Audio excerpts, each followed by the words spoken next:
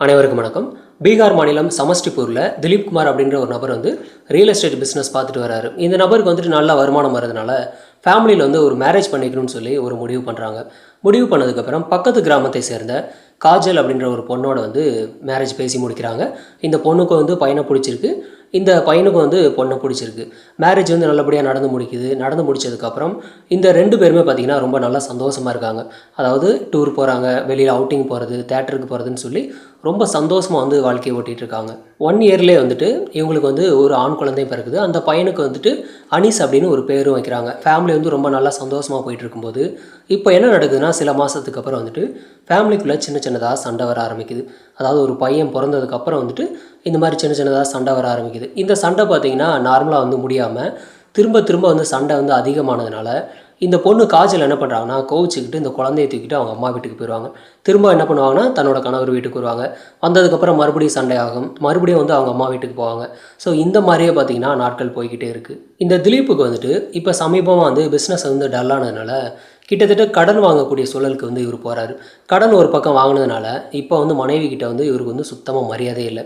ஏன்னா இவ்வளோ நாள் வந்துட்டு ரொம்ப நல்லா சம்பாரிச்சிட்டு இருந்த ஒருத்தர் வந்து இப்போ இன்னொருத்தர்கிட்ட போய் கை நீட்டி பணம் வாங்குறாருன்னு சொல்லி இந்த பொண்ணுக்கு இவரை பார்த்தாவே வந்து பிடிக்கிறதே இல்லை. இப்போ இதை காரணம் காட்டியும் வந்து ஃபேமிலியில் வந்து சண்டை வர ஆரம்பிக்குது. இப்போ என்ன பண்ணுறாங்கன்னா, தன்னை வந்து இவர் வந்து சந்தோஷமாக பார்த்துக்க முடியாதுன்னு முடிவு பண்ணி தன்னோட குழந்தைய தூக்கிக்கிட்டு இந்த காஜல் வந்து அவங்க அம்மா வீட்டுக்கே போயிடுறாங்க. அம்மா வீட்டுக்கு போனதுக்கப்புறமும் அங்கேயே தான் இருக்காங்க. இந்த முறை வந்துட்டு ரிட்டன் வந்து கணவர் வீட்டுக்கு வரவே இல்லை. இருந்தாலும் இந்த திலீப் என்ன பண்ணுறாருன்னா, ஒய்ஃப் வரலன்னா என்ன, நான் போய் பார்த்துக்கிறேன்னு சொல்லி தன்னோட பையனையாவது பார்க்கணும் அப்படிங்கிறக்காக அடிக்கடி மாமியார் வீட்டுக்கு போவாங்க. ஆனால் மாமியார் வீட்டுக்கு போனாலும் அங்கேயே வந்து இவருக்கு வந்து மரியாதையே கிடையாது. இருந்தாலும் எப்படியாவது தன்னோட பையனை பார்த்தா போதும் அப்படிங்கிறதுக்காக இவர் வந்து மாமியார் வீட்டுக்கு அடிக்கடி போயிட்டு வருவார். சில நாள் வந்துட்டு அங்கேயே வந்து தங்கியிருப்பார். இதே மாதிரி ஒரு நாள் 2022 நவம்பர் 25 இந்த திலீப் என்ன பண்ணுறாருன்னா, அவங்க மாமியார் வீட்டுக்கு போகிறாரு. தன்னோட பையனை பார்க்குறக்காக போகிறாரு. போன நபர் தன்னோட பையனெல்லாம் பார்த்துட்டு பேசிகிட்டு இருக்காரு. இப்போ அவர் என்ன பண்ணுறாருன்னா, அந்த ஏரியாவில் இருக்கக்கூடிய ஒரு கடைக்கு கிளம்புறாரு. கிளம்பும்போது இந்த பையன் என்ன பண்ணுறான் அப்படின்னாக்கா, தனக்கு வந்து இந்த மாதிரி நோட் புக்கெலாம் வேணும் அப்படின்னு சொல்லி ஒரு ஸ்டேஷனரி வந்து ஐட்டம்லாம் வாங்கணும்னு சொல்லி கேட்குறான்.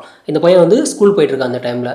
இப்போ என்ன பண்ணுறாருன்னா, உனக்கு வாங்கிட்டு வரண்டான்னு சொல்லிட்டு அவங்க வீட்டில் இருக்கக்கூடிய அந்த ஸ்கூட்டி எடுத்துகிட்டு கிளம்புறாரு. அதாவது தன்னோட மனைவியோட ஸ்கூட்டி அது. அதை எடுத்துகிட்டு கிளம்பி கடைக்கு போகிறாரு. போன நபர் வந்து ரிட்டன் வந்து வீட்டுக்கு வரவே இல்லை. டைம் ஆகிக்கிட்டே இருக்குது. ஈவினிங் வந்து 5 ஆகுது, 6 ஆகுது, இது மாதிரி டைம் ஆகிக்கிட்டே இருக்குது. வரவே இல்லை. இப்போ என்ன பண்ணுறாங்கன்னா, ஒய்ஃப் வந்துட்டு கால் பண்ணி பார்க்குறாங்க. ஃபோன் வந்து சுவிட்ச் ஆஃப்லேயே இருக்குது. சரின்னு திரும்ப திரும்ப ட்ரை பண்ணி பார்க்குறாங்க. ஆனாலும் மொபைல் வந்து சுவிட்ச் ஆஃப்லேயே தான் இருக்குது. இப்போ பயந்து போனவங்க என்ன பண்ணுறாங்கனாக்கா, இந்த திலீப்போட தம்பி வினீத் அப்படின்ற ஒரு நபருக்கு வந்து கால் பண்ணுறாங்க. கால் பண்ணி இது மாதிரி வந்து உங்கள் அண்ணன் வந்து எங்கள் வீட்டுக்கு வந்தார். வந்தவர் கடைக்கு போன நபர் வந்து திரும்ப வரவே இல்லை. மொபைல் வந்து சுவிட்ச் ஆஃபில் இருக்குது. எனக்கு வந்து பயமாக இருக்குன்னு சொல்லி இந்த பொண்ணு சொல்லியிருக்காங்க. இப்போ வினீத் என்ன பண்ணுறான் அப்படின்னாக்கா, தன்னோட அண்ணனுக்கு வந்து கால் பண்ணி பார்க்குறான். மொபைல் வந்து சுவிட்ச் ஆஃபில் இருக்குது. இப்போ அந்த ஏரியா முழுக்க வந்து தேடி பார்க்குறான். அந்த மாதிரி தேடினதில் எங்கே தேடியும் கண்டுபிடிக்கவே முடியல. ஃபைனலாக என்ன பண்ணுறான் அப்படின்னாக்கா, அண்ணனோட ஃப்ரெண்ட்ஸுக்கிட்டலாம் விசாரித்து பார்க்குறான். அந்த மாதிரி விசாரிக்கும் போதும் யாரை கேட்டாலும் தெரியல, அவங்க அண்ணனை பார்க்கவே இல்லைன்னு சொல்லி தான் எல்லாருமே சொல்லியிருக்காங்க. இப்போ இந்த டைமில் என்ன நடக்குது அப்படின்னாக்கா, இந்த கிராமத்துலேருந்து கொஞ்சம் தூரம் தள்ளி புத்திகண்ட் அப்படின்ற ஒரு ஏரியாவில் வந்து ஒரு நதிக்கரை இருக்குது. அந்த நதிக்கரையில் வந்துட்டு ஒரு ஆண் சடலம் இருக்குது அப்படின்னு சொல்லி அந்த ஏரியா வில்லேஜ் மக்கள்லாம் எல்லாருமே போய் பார்க்க போகிறாங்க. அந்த மாதிரி எல்லாம் போகும்போது இப்போ இந்த வினீத்துக்கு வந்து ஒரு சந்தேகம் வருது. சப்போஸ் நம்ம அண்ணனாக இருந்தால் என்ன பண்ணுறேன்னு சொல்லி பயந்துக்கிட்டே வந்து போய்கிட்டே இருக்கான். இந்த மாதிரி ஒரு பதட்டத்தோடு போய்கிட்டே இருக்கான். போன நபர் வந்து அங்கே போய்ட்டு அந்த சடலத்தை பார்க்குறான். பார்த்தாக்க இவன் என்ன நடக்கக்கூடாது அப்படின்னு நினச்சானோ அதுதான் அங்கே நடந்திருக்கு. என்ன அப்படின்னா, இந்த திலீப் தான் வந்து இறந்து கிடக்கிறாரு அந்த இடத்துல. இதை பார்த்ததும் அந்த பையன் வந்து அங்கனே வந்து கதறி அழுகிறான். அழுததுக்கப்புறம் ஒட்டுமொத்த ஃபேமிலியும் பார்த்திங்கன்னா அந்த இடத்துக்கு வந்துடுறாங்க இன்ஃபர்மேஷன் கொடுத்து. அடுத்த கட்டமாக வந்து போலீஸுக்கு வந்து இன்ஃபர்மேஷன் கொடுக்குறாங்க. அவங்களும் டேரெக்டாக கிளம்பி இங்கே க்ரைம் ஸ்பாட்டுக்கு வர்றாங்க. இப்போ போலீஸ் என்ன பண்ணுறாங்கன்னா, அங்கே க்ரைம் ஸ்பாட்டில் ஏதாவது தடயங்கள் கிடைக்குதா அப்படின்னு சொல்லி தேடி பார்க்குறாங்க. அந்த மாதிரி தேடும்போது இந்த திலீப்போட பாடிக்கு பக்கத்தில் பார்த்திங்கன்னா சில பூஜை சாமான்லாம் கிடக்குது. இந்த எலுமிச்சம்பழம், இந்த மாதிரி பூ, இந்த மாதிரி இதெல்லாம் பார்த்திங்கன்னா அந்த பூஜை செய்யக்கூடிய ஜாமான் எல்லாமே பார்த்திங்கன்னா அங்கே கிடக்குது. ஸோ இதை பார்த்து அவங்களுக்கு ஒன்றுமே புரியல. ஒரு நபர் இறந்து கிடக்கிறாரு, பக்கத்தில் பூஜை செஞ்ச மாதிரி ஜாமான் இருக்குன்னு சொல்லிட்டு சந்தேகத்தோடு இருக்காங்க. இருந்தாலும் அதை எல்லாமே எவிடன்ஸுக்காக கலெக்ட் பண்ணிக்கிட்டாங்க. அடுத்த கட்டமாக இந்த திலீப்போட பாடியை வந்துட்டு ஜிஹெச்சுக்கு வந்து அட்டாப்சிக்காக அனுப்பி வைக்கிறாங்க.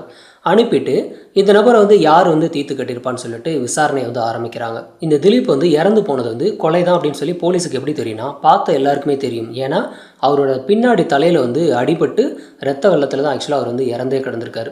ஸோ இவரை வந்து யாரோ ஒருத்தர் வந்து கொண்டிருக்காங்கன்னு தெரியுது. யார் கொன்னாங்க, எதுக்காக இந்த மாதிரி பண்ணினாங்கன்னு சொல்லி சுத்தமாக ஒன்றுமே புரியல. இப்போ போலீஸ் என்ன பண்ணுறாங்கன்னா, இந்த இறந்து போன திலீப்போட மனைவி கிட்ட வந்து விசாரிக்கிறாங்க, இந்த காஜல் கிட்ட. நீங்கள் எப்போ பார்த்தீங்க லாஸ்ட்டாக அவங்க ஹஸ்பண்ட்னு சொல்லி கேட்கும்போது, என்னோட பையனுக்கு வந்துட்டு இந்த மாதிரி ஸ்டேஷனரி பொருளாக வாங்குறேன்னு சொல்லி கடைக்கு போனார். அப்போ பார்த்தது, அதுக்கப்புறம் நான் பார்க்கவே இல்லை. கால் பண்ணி பார்த்தா மொபைல் வந்து சுவிட்ச் ஆஃப்ல இருந்துச்சுன்னு சொல்லி இந்த பொண்ணு சொல்லியிருக்காங்க. இப்போ என்ன பண்ணுறாங்கன்னா போலீஸ் வந்துட்டு மறுபடியும் வந்து அந்த வில்லேஜ் மக்கள்கிட்டலாம் விசாரிக்கிறாங்க. வில்லேஜ் மக்கள்கிட்டலாம் விசாரிக்கும்போது பல நபர்கள் சொன்னதே தான் அவங்களும் சொல்லியிருக்காங்க. இது மாதிரி பாடி கிடந்தது தான் நாங்கள் பார்க்க போனோம், மற்றபடி இந்த நபரை பற்றி எதுவும் தெரியாதுன்னு தான் எல்லாருமே சொல்லியிருக்காங்க. ஸோ எல்லாருக்கிட்டையும் விசாரித்து முடிச்சதுக்கப்புறம் எந்த ஒரு க்ளூவும் வந்து போலீஸுக்கு சுத்தமாக கிடைக்கவே இல்லை. அடுத்த கட்டமாக என்ன பண்ணுறாங்க அப்படின்னாக்கா, இந்த வில்லேஜ் மக்கள்கிட்ட சில பேர் விசாரிக்கும்போது ஒரு சில மக்கள் மட்டும் ஒரு க்ளூவை கொடுத்துருக்காங்க.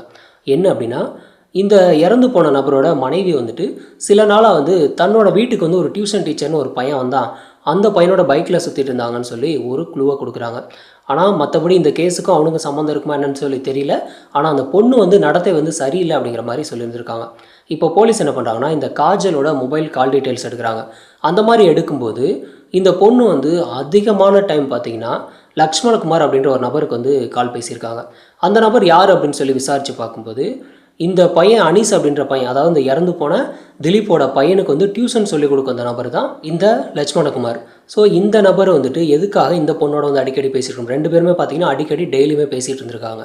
இதையும் தாண்டி ஒரு க்ளூ போலீஸுக்கு என்ன கிடைக்குது அப்படின்னாக்கா, இந்த திலீப் குமார் வந்து காணாமல் போயிட்டார் இல்லையா, அன்றைக்கி நைட்டு 10 மணிக்கு மேலே பார்த்தீங்கன்னா 2 பேர் வந்து மொபைலில் பேசியிருக்காங்க. அடுத்த கட்டமாக 2 பேரோட மொபைல் வந்து ஒரே லொக்கேஷனில் இருந்திருக்கு. அதாவது 10 மணிக்கு மேலே இவங்க வீட்டில் தான் வந்து லொக்கேஷனை காட்டிகிட்ருக்கு. ஸோ இந்த நபர் காணாமல் போயிருக்காரு. அந்த டைமில் நீங்கள் வந்து தேடிட்டு இருந்ததாக சொல்லியிருக்கிறீங்க.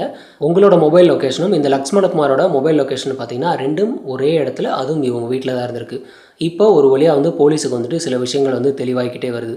இப்போ இந்த லக்ஷ்மணகுமாரையும் இந்த காஜல் 2 பேரையும் தனித்தனியாக வந்து விசாரிக்கிறாங்க. அந்த மாதிரி விசாரிக்கும் போது தான் பல உண்மைகள் வந்து போலீஸுக்கு வந்து தெரிய வர ஆரம்பிக்குது. என்ன நடந்திருக்கு அப்படின்னாக்கா, இந்த இறந்து போன திலீப்பும் அவரோட மனைவி காஜல் 2 பேருமே வந்து கல்யாணம் ஆனதுலேருந்து ரொம்ப சந்தோஷமாக தான் இருந்தாங்க. அவரோட பிஸ்னஸில், இந்த திலீப்போட பிஸ்னஸில் வந்து எப்போ வந்து லாஸ் ஆக ஆரம்பிச்சதோ அப்போ இருந்து மேக்ஸிமம் ஃபேமிலிக்குள்ளே சண்டை வர ஆரம்பிச்சிது. ஏன்னா பணம் வந்து அந்தளவுக்கு வந்து இவரால் வீட்டில் வந்து கொடுக்க முடியல அப்படிங்கிறனால சின்ன சின்ன சண்டை வர ஆரம்பிச்சிக்கிட்டே இருக்குது.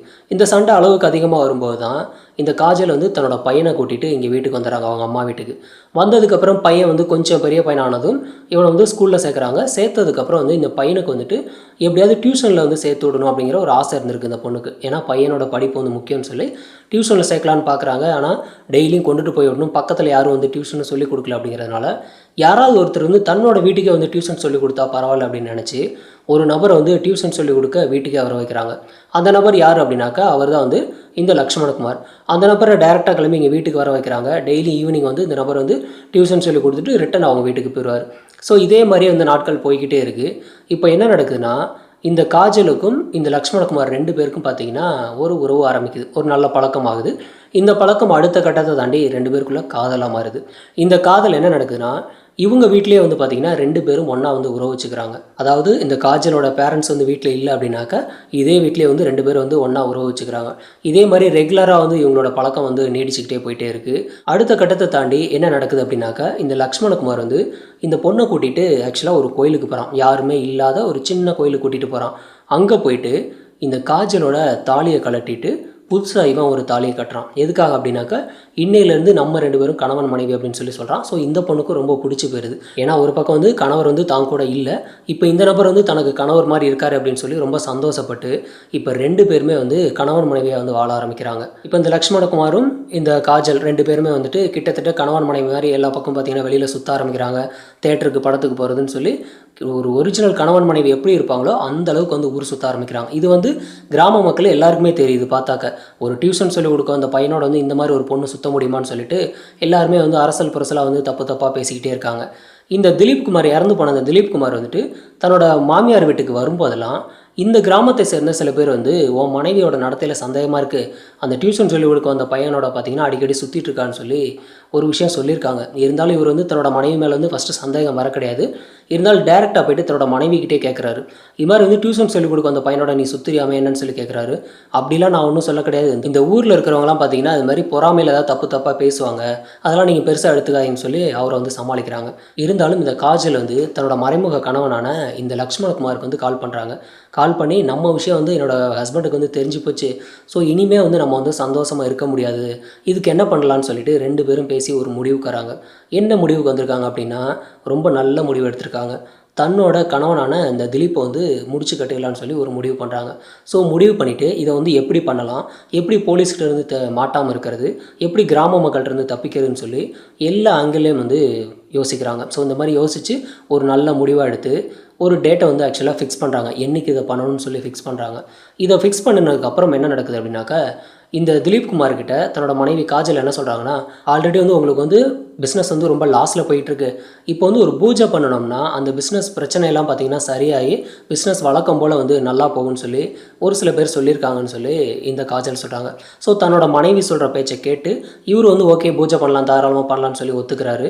ஒத்துக்கிட்டதுக்கப்புறம் 2022 நவம்பர் 25 என்ன பண்ணுறாங்க அப்படின்னாக்கா, டைம் ஃபிக்ஸ் பண்ணி ஈவினிங் டயத்தில் நீங்கள் வந்து இங்கே இந்த லொக்கேஷனுக்கு போங்கன்னு சொல்லி அந்த பொண்ணு வந்து அனுப்பி விடுறாங்க.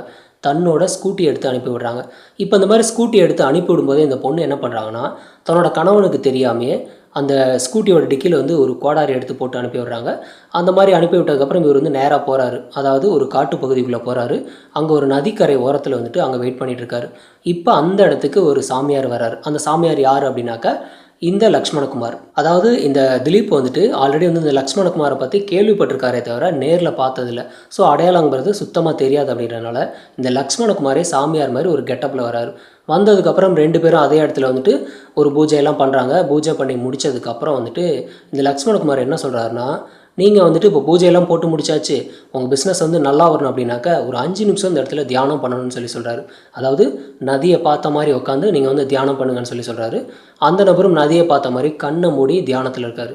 இந்த நேரத்தில் ஆல்ரெடி வந்து வண்டியில் வந்துட்டு இந்த பொண்ணு வந்து கோடாரி போட்டு அனுப்பிச்சி வச்சதுனால அந்த கோடாரி அந்த லக்ஷ்மணகுமாரை எடுத்துகிட்டு வந்து இந்த தியானத்தில் இருக்கக்கூடிய நபரோட பின்னாடி தலையில் வந்து ஓங்கி அடிச்சிடறாரு. ஸோ அடித்ததும் இந்த திலீப் வந்துட்டு அந்த இடத்துலேயே வந்து இறந்து போயிறாரு. இறந்து போனதுக்கப்புறம் இந்த திலீப் குமார் என்ன பண்ணுறாருன்னா, அதே இடத்துலேருந்து தன்னோட புது மனைவியான இந்த காஜலுக்கு வந்து கால் பண்ணுறாரு. உன்னோட கணவனை வந்து நான் வந்து தீர்த்து கட்டிட்டேன்னு சொல்லி சொல்கிறாரு. இதை கேட்டதும் அந்த காஜலுக்கு வந்து ரொம்ப சந்தோஷம் தாங்க முடியல. ஓகே நீ கிளம்பி வான்னு சொல்லி சொல்கிறாங்க. கிளம்பி வரும்போது என்ன பண்ணுறாங்கனாக்கா, இவர் வீட்டுக்கு வந்துட்டுருக்காரு. இப்போ வந்துட்டு அந்த பொண்ணு என்ன பண்ணுறாங்கன்னா, நைட்டு வந்து கால் பண்ணுறாங்க. கால் பண்ணி ஒரு 10 மணிக்கு மேலே இருக்கும். கால் பண்ணி என்னோடய அம்மாவும் என்னோட பையன் 2 பேருமே அந்த வீட்டில் தூங்கிட்டாங்க, இப்போ எங்கள் வீட்டுக்கு கிளம்பி வான்னு சொல்லி சொல்கிறாங்க. இந்த லக்ஷ்மணகுமாரும் பார்த்திங்கன்னா அவங்க வீட்டுக்கு கிளம்பி போகிறார். போனதுக்கப்புறம் 2 பேரும் மொட்டை மாடிக்கு போயிட்டு 2 பேரும் ஒன்றா வந்து உல்லாசமாக இருக்கிறாங்க. ஏன்னா தன்னோட கணவனை கொன்னாச்சு, இனிமேல் எப்போவுமே லைஃப்பில் வந்து சந்தோஷமாக இருக்கலாம்னு சொல்லி அதை வந்து செலிப்ரேட் பண்ணுற விதமாக ரொம்ப ஜாலியாக இருக்கிறாங்க. போலீஸ் வந்து இவங்க 2 பேர்கிட்டையும், இந்த காஜல்கிட்டையும் இந்த லக்ஷ்மணகுமார் 2 பேர்கிட்டையும் வந்துட்டு விசாரிக்கும் போது 2 பேரும் இதே உண்மையை வந்து ஒத்துக்கிட்டாங்க. ஸோ ஒத்துக்கிட்டதுக்கப்புறம் ஸ்டேட்மெண்ட் வாங்கி 2 பேரையும், இந்த காஜல், இந்த புது கணவன் அதாவது மறைமுக கணவனான இந்த லக்ஷ்மணகுமார் 2 பேரையும் வந்து போலீஸ் வந்து அரெஸ்ட் பண்ணி ஜெயிலில் போடுறாங்க. அதாவது காதலுக்கு கண் கிடையாதுன்னு சொல்லி சொல்லுவாங்க, காமத்துக்கு எதுவுமே கிடையாதுன்னு நினைக்கிறேன். குறிப்பாக சொல்லணும்னா இந்த பொண்ணு காம வெறியால் தான் தன்னோட கணவனே வந்து தீர்த்து கட்டணும் அப்படிங்கிற ஒரு முடிவுக்கே வந்திருக்காங்க. இந்த லக்ஷ்மணகுமாருக்கு இந்த மாதிரி இல்லீகல் அஃபேருக்கு போகிறதுக்கு எந்த அளவுக்கு தைரியம் வந்துன்னு சொல்லி தெரியல. ஏன்னா இதெல்லாம் வந்து இந்த காஜலும் பார்த்திங்கன்னா அவனுக்கு ஈக்குவலாக பார்த்திங்கன்னா இந்த பொண்ணு அவங்ககிட்ட பேசினதுனால தான் அவனும் வந்து இந்த மாதிரி இல்லீகல் அஃபேரில் விழுந்திருக்கான். இதையும் தாண்டி என்ன பண்ணியிருக்காங்கன்னா, தன்னோட கழுத்தில் இருக்கக்கூடிய தாலியை கழட்டிட்டு புதுசாக அவன் தாலி கட்டும்போது அதை வந்து கொஞ்சம் கூட கூச்சமே இல்லாமல், ஒரு பயமே இல்லாமல் இந்த பொண்ணு வந்து அதை ஏற்றுக்கிட்டாங்க. அதே சமயத்தில் இவனுக்கும் அந்த மாதிரி தோணிருக்கு, தன்னோட மனைவி மாதிரி நான் உன்னை பார்க்குறேன், இதுதான் வந்துட்டு ஐஸ் வைக்கிறதுன்னு சொல்லி சொல்கிறது. அதாவது உன்னை வந்து என் மனைவி மாதிரி பார்க்குறேன்னு சொல்லி தாலி கட்டுறான் அப்படின்னாக்க பாசத்தை கொட்டுறான், இவன் மேலே நமக்கு வந்து உண்மையாக இருப்பான் அப்படின்னு சொல்லிலாம் அர்த்தம் கிடையாது. உண்மை என்னென்னா, உண்மையிலேயே தாலி கட்டின ஒருத்தர் வந்து இருந்துகிட்டு இருக்காரு. அவரையே வந்து நீங்கள் ஈஸியாக கலட்டி விடும்போது இந்த நபரை அடுத்த செகண்ட் எப்போ வேணாலும் கலட்டி விடுவீங்க அப்படிங்கிறத அந்த பையன் வந்து யோசிச்சிருக்கணும். காமத்தை அனுபவிக்கிறதுக்காக யூஸ் பண்ணக்கூடிய ஒரே ஆயுதம் காதல். இதை தான் எல்லாரும் பண்ணிகிட்ருக்காங்க. இந்த கேஸில் இந்த காஜலோட காஜியால் அவங்களோட பையன் கிட்டத்தட்ட அனாதை ஆகிட்டான். ஏன்னா அப்பா கிடையாது, இப்போ இனிமேல் அம்மாவும் கிடையாது. அப்படிங்கிறதுனால அந்த பையனோட எதிர்காலம்ன்றது கேள்விக்குறியாக போய் தான் நின்றுட்டுருக்கு. இந்த காஜல், இந்த லக்ஷ்மணகுமார் இவங்கள பற்றின உங்களோட கருத்துக்களை கமெண்ட்டில் பதிவு பண்ணுங்கள். நன்றி.